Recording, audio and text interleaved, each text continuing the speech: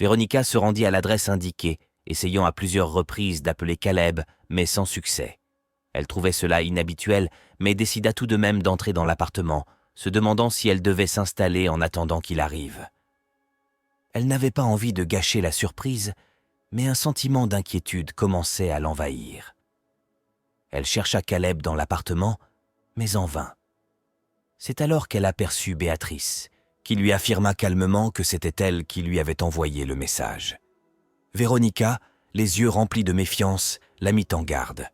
Si jamais quelque chose était arrivé à Caleb, elle le regretterait amèrement. Elle voulut savoir ce que Béatrice faisait là et pourquoi elle avait le téléphone de Caleb. Béatrice, avec un sourire faux, répondit que Caleb allait bien. Elle expliqua qu'elle avait fait venir Véronica pour s'excuser.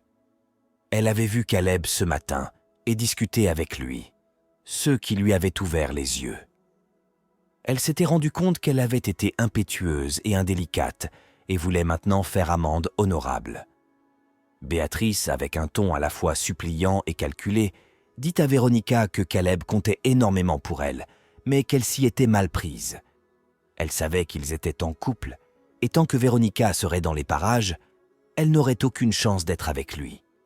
Pour faire les choses correctement, elle saisit une mallette pleine d'argent et la montra à Véronica, lui disant que c'était autant d'argent qu'une personne comme elle pouvait espérer en gagner.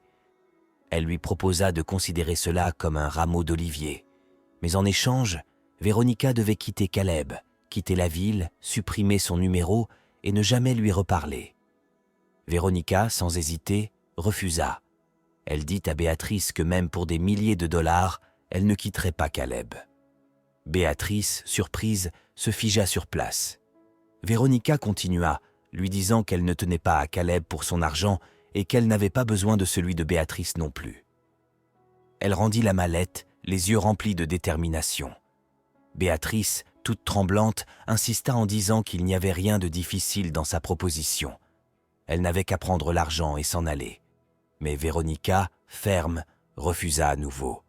Béatrice, furieuse, lui dit que c'était parce que sa vie était parfaite et que tout se passait exactement comme elle l'avait prévu.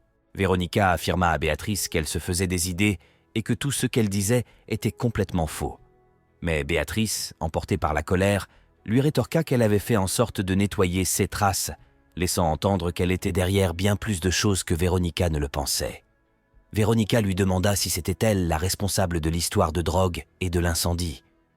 Elle lui dit que sa place était derrière les barreaux, mais Béatrice, avec un sourire cynique, répondit que malheureusement Justine avait déjà trinqué pour elle.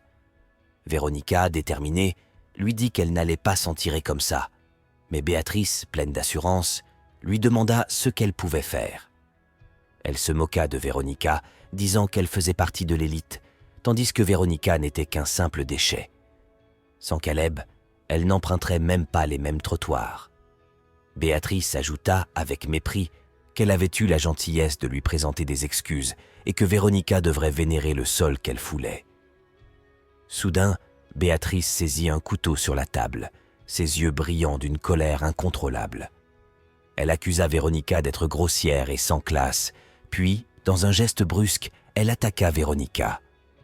Le couteau effleura le poignet de Véronica, la blessant légèrement. Véronica, choquée et en douleur, recula, essayant de se protéger tout en gardant les yeux fixés sur Béatrice, dont la folie semblait avoir pris le dessus. Véronica, surprise et en douleur, dit à Béatrice qu'elle venait de la blesser. Béatrice, avec un sourire forcé, lui répondit que ce n'était qu'un accident et qu'elle pouvait arranger ça. Mais Véronica, furieuse, lui ordonna de la laisser tranquille, de remballer son argent et ses excuses et de dégager. Béatrice, les yeux étroits, lui dit qu'elle ne devait parler de cela à personne, surtout pas à Caleb. Véronica, tenant son poignet blessé, lui répondit qu'elle lui avait ouvert le bras et qu'elle pouvait en parler à qui elle voulait. Béatrice, de plus en plus en colère, lui dit alors que si c'était le cas, elle ne la laisserait pas partir. Elle comptait bien l'empêcher de bouger, et pour appuyer ses menaces, elle brandit le couteau, disant que si Véronica faisait un pas de plus, elle ferait en sorte qu'elle mérite son surnom de « raide ». Pendant ce temps, au poste de police, Caleb, inquiet, donnait la description de Véronica à l'agent de police, demandant qu'une recherche soit lancée. Il se demandait ce qui clochait et où était passée Béatrice. Il avait un mauvais pressentiment, mais il sentait que la police ne ferait rien de concret avant plusieurs heures, ce qui ne faisait qu'augmenter son anxiété. L'inspecteur Johnson, essayant de calmer Caleb, lui dit que peut-être rien ne clochait et qu'il devait se détendre. Caleb, cependant, lui répondit qu'il ne le sentait pas, mais qu'il ne pouvait rien y faire. Soudain, une idée lui traversa l'esprit. Il demanda à l'agent de police s'il était en mesure de localiser les téléphones, espérant ainsi retrouver Véronica grâce à son propre portable qu'il avait laissé derrière lui. Pendant ce temps, à l'appartement, Véronica avait réussi à se cacher pour échapper à Béatrice. Le cœur battant, elle se demandait comment elle allait se sortir de cette situation. Elle essayait de se convaincre qu'elle devait juste gagner du temps, que Caleb allait venir, qu'il était déjà en chemin. Elle respirait profondément, essayant de garder son calme malgré la peur qui l'envahissait. Béatrice, cependant, ne lâchait pas prise. Elle parcourait l'appartement, un couteau à la main, cherchant Véronica.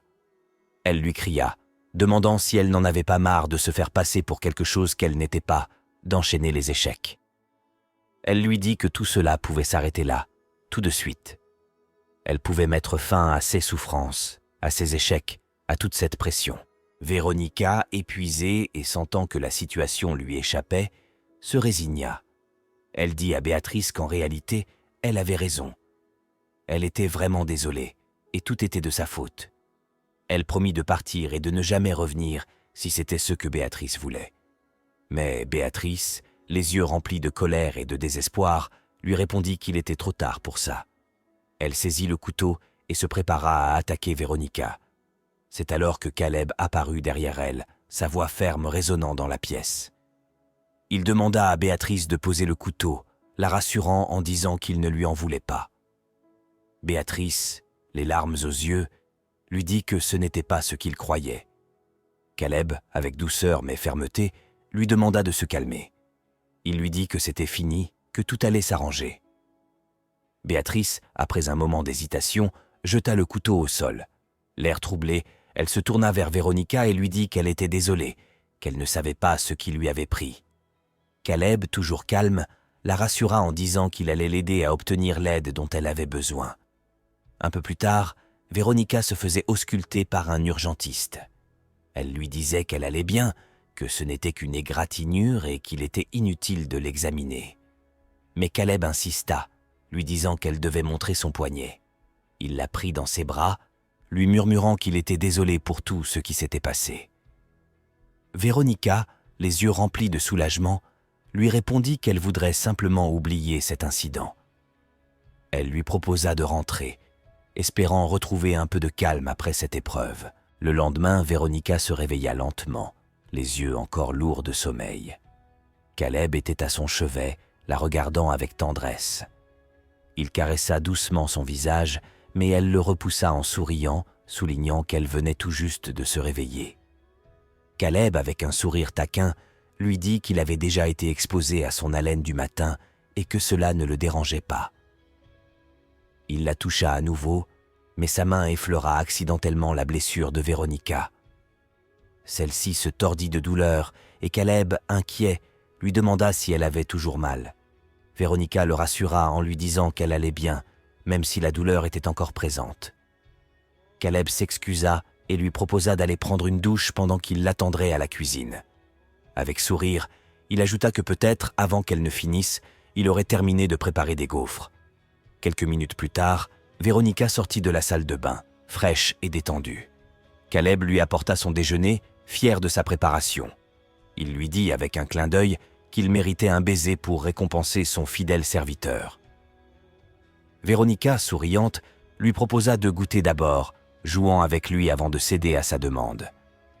Une fois les gaufres dans la bouche, Véronica les trouva bien meilleurs que la dernière fois, ce qui fit sourire Caleb. Elle lui dit, avec un air satisfait, qu'il méritait un baiser pour ce déjeuner réussi.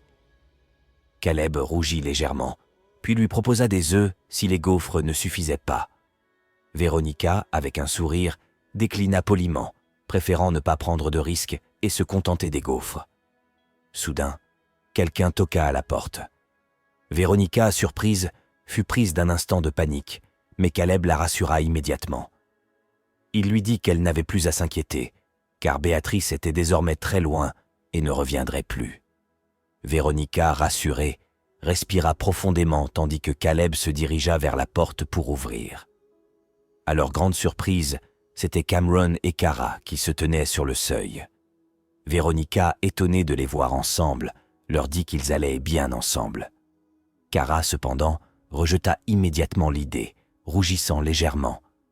Cameron, à ses côtés, lui dit avec un sourire qu'elle ne devait pas jouer les rabat-joie, la taquinant gentiment. Cameron demanda à Caleb s'il était prêt. Véronica, intriguée, voulut savoir ce qu'il tramait encore. Caleb lui proposa de se changer rapidement, car ils sortaient tous ensemble. Sur le chemin de la sortie de l'appartement de Caleb, Cara, un peu grognon, dit qu'elle aurait préféré qu'ils invitent Damon. Au moins, elle n'aurait pas à les supporter toute seule. Caleb, avec un haussement d'épaule, répondit qu'il avait bien invité Damon, mais que ce dernier était débordé par l'ouverture de son nouveau café. Véronica, curieuse, demanda à Cara si Damon avait déjà trouvé un emplacement pour son café. Cara répondit qu'il avait intérêt à trouver un endroit classe, vu tout l'argent que les parents de Béatrice lui avaient filé pour acheter son silence. Pour Cara, Béatrice méritait d'être en prison, et elle ne cachait pas sa colère en disant que Béatrice leur avait pourri la vie en incendiant le café et en montant des sales coups contre eux. Véronica, avec un ton apaisant, lui dit que tout cela était désormais du passé. Elle essaya de calmer Cara, lui rappelant qu'il devait avancer et ne pas laisser ses mauvais souvenirs les hanter. Une fois dehors, Caleb, en parfait gentleman, ouvrit la portière du véhicule pour Véronica et ils montèrent à l'intérieur. Après un trajet tranquille, ils arrivèrent à destination. Caleb proposa qu'ils se séparent pendant 1 heure, ce qui intrigua encore plus Véronica. Une fois seule avec Caleb, il l'emmena un peu plus loin, mais Véronica, curieuse, lui demanda ce qu'il cachait encore. Caleb, avec un sourire mystérieux, répondit que c'était une surprise et lui demanda simplement de le suivre. Arrivée devant une magnifique maison, Véronica fut émerveillée par ceux qu'elle voyait. Elle demanda à Caleb où il avait trouvé cet endroit, trouvant la maison magnifique et reconnaissant qu'elle lui rappelait de bons souvenirs. Caleb, les yeux brillants de fierté, lui dit qu'il avait acheté cette maison pour eux.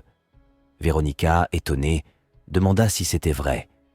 Caleb expliqua que son père avait subi de lourdes pertes à cause du divorce avec sa mère, surtout que cette dernière était bien entourée, avec des amis avocats.